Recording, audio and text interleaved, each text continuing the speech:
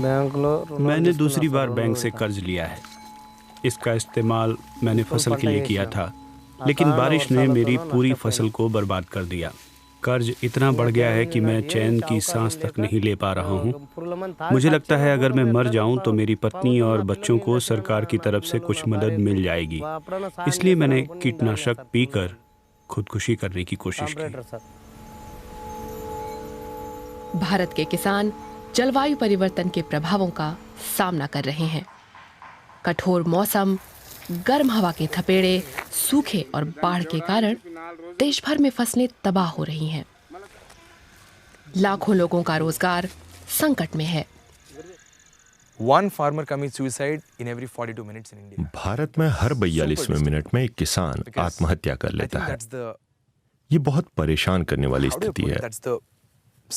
मुझे लगता है कि ये पूरी तरह से निराशा और नाउम्मीदी का संकेत है। कोई किसान अपने बच्चे को कृषि के क्षेत्र में क्यों जाने देना चाहेगा, जबकि वो देख रहा है कि उसके साथी निराशाजनक हालत में बढ़ रहे हैं।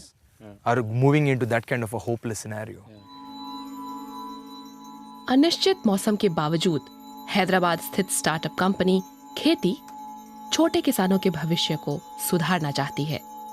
कंपनी ने एक सस्ता और मॉड्यूलर ग्रीन हाउस विकसित किया है। खुले खेत में 1 किलो सब्जी उगाने के लिए आपको 50 लीटर पानी की जरूरत पड़ती है। ग्रीन हाउस के अंदर आपको बस 1 लीटर पानी चाहिए। ये एक पहलू है। हमारे किसानों को इन ग्रीन हाउस से फायदा होता है। ग्रीन हाउस मुहैया कराने के अलावा खेती अन्य सेवाएं भी देती है। इलाके के किसान ऋण, उचित उर्वरक या बीज लेने से पहले वहां सलाह ले सकते हैं।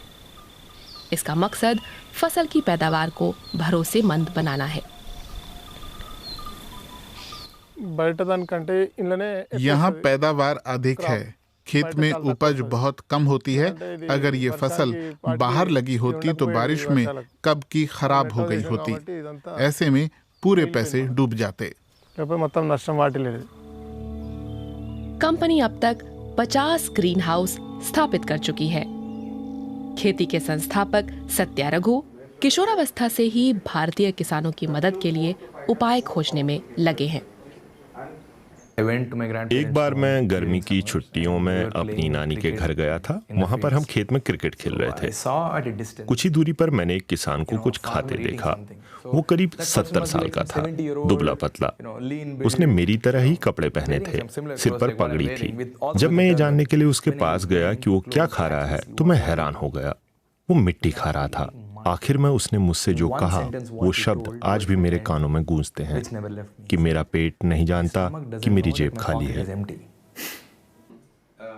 रघु और उनकी टीम अधिक से अधिक किसानों को ग्रीन हाउस मुहैया कराने की दिशा में काम कर रही है। फिलहाल ये लोग तेलंगाना के 300 खेतों में इस सिस्टम को लगा रहे हैं।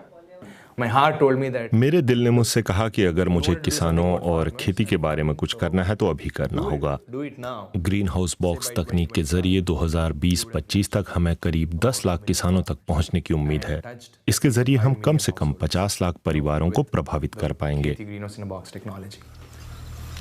भारत में अभी भी अधिकांश परिवार रोजी रोटी के लिए मुख्य रूप से कृषि पर निर्भर हैं।